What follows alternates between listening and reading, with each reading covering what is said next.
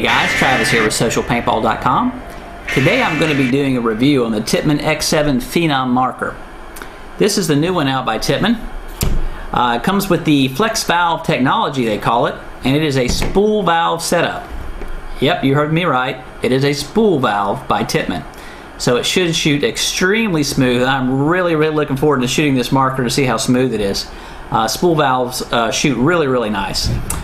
This gun is obviously, it is a spool valve, so it is electronic, and it's also has mechanical features as well. So if your battery goes bad in it or dies for some reason, it's still going to shoot. The gun will work with CO2 or compressed air, and it has an extremely low operating pressure, about 300 pounds. So that's going to be really low. It should have a very low amount of kick. The valve is a searless design. It's got a built-in reg in it. It's got a selector switch here, and you can change that from all different modes. And the gun is also programmable. I'm going to show you a little bit about that in a second. But it has 5 firing modes, all the way from semi, burst to full auto. And it also has the newer improved cyclone feed system there. The marker is it's really just a joy to hold. This piece is going to go right on there when I get it all assembled together. Just took it out of the box. This thing really nice. I love the selector switch on it. The other thing about Tippman's before is that if you have to field strip them, it's usually not very enjoyable. They're a little difficult, a pain to get open and get to all the parts. However, this gun is not the case. I'm going to show you how you can field strip this gun in just a few minutes. Take it apart, clean it all out, put it back together. Alright, I'm going to show you how to field strip this marker. It is so easy, it's really amazing. Basically, you're just going to have a couple of pins here that holds this thing together. So what you want to do is flip it around this side. You can take a little screwdriver, an Allen wrench, anything, kind of give it a little push on that pin right there, which I already did, and give it a little push on that pin, get it started. Now once you flip it over here, you're just going to pull these little pins out. It can be a little tight when it's new. As you do it a few times, I'm sure it'll get a little looser. You can see how those pins are. They just got little metal clips on the end that just hold those things in, so you don't have any cotter pins you have to worry about pushing out of the way. It's all little spring clips right there that hold those pins in. Once you take those 2 pins out, you can easily remove the grip. Now once you do that, what's nice is there's not 50 other parts that are going to fall out and you got to chase them all over the place. Everything stays intact. Alright, once you do that, you can go ahead and push in the other pin here. Pull that one out. Now this pin, you'll notice, you need to pay attention. This pin is just a smidgen shorter, okay? So make sure that that pin goes in the right place. But these 2 here are the same size that hold your grip frames. To keep those together, take that off. Okay, now that removes the end cap. It has no springs or anything into it, just one solid piece. It's not spring loaded. And the next pin you're going to remove is this one right here. That holds the spool valve in place. So you can just give that a little. Actually, you don't have to push that through the other side. You can just kind of lift it right up here, like so. Pull that one out. Now this one, it does take a little bit of lube, and it does have some O-rings on it. So every time you take that out, you want to probably clean it and give it just a little bit of lube.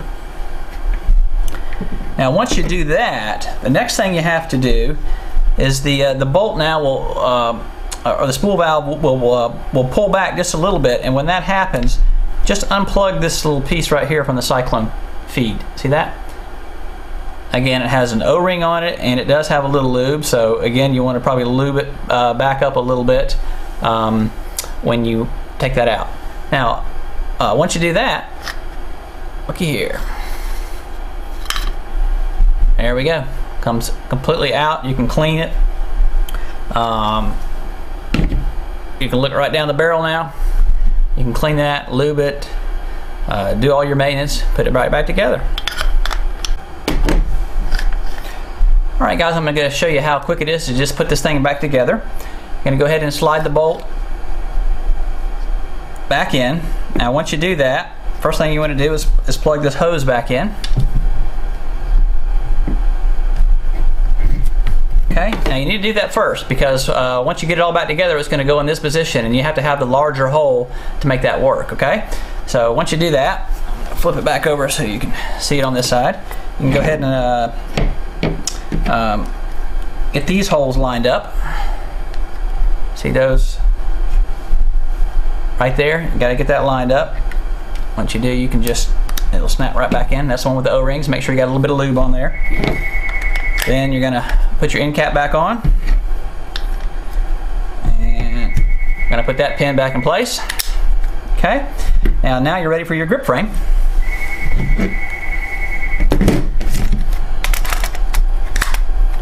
Again, I'm doing this upside down and left-handed. All right, and I'm gonna put pin in there, pin in there, like so. You are back in business again. All right, I'm gonna show you how the different firing modes work on the gun. The only one that changes is the top one right here. Factory default is full auto, and what that means is after you fire the marker 3 times or pull the trigger 3 times in less than 1 second, it goes into full auto mode. I'm not going to change the firing mode because I really want to shoot this thing on full auto, and I'm sure you want to see it that way too, but you can hear that? That's full auto right there. That's where we're going to shoot it. But what you do is take like an Allen or something like that, and there's a little button you push right here, lights up this little LED, and then you can go through all the different modes, change it. You can go from change it to auto response. You can do it turbo mode, semi-auto. Go to Tippman site and check out that manual, and you can see all these different modes. We just don't have time to go into all of them today because we have time limits on our video. But change your velocity right here. There's no knobs or anything. Basically, you're just going to take like an Allen screw, Allen wrench or something like that, and you're just going to put it right in there, and you're going to twist that up and down for your velocity. So it's real easy to get to. So let's go shoot this thing over the Crony. Let's take a couple shots over the Crony and let's see how it does. 60, 64, 66, 60. Oh, look at that! Extremely consistent. All right, let's go ahead and shoot it. Okay, let's shoot this thing. I've got it on full auto mode, so I'm gonna, after you pull the trigger 3 times, less than a second, it's gonna go full auto on you. So let's see how it does.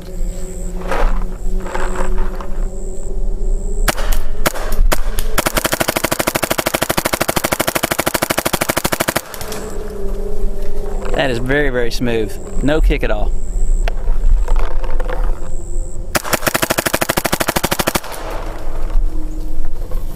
This is fun.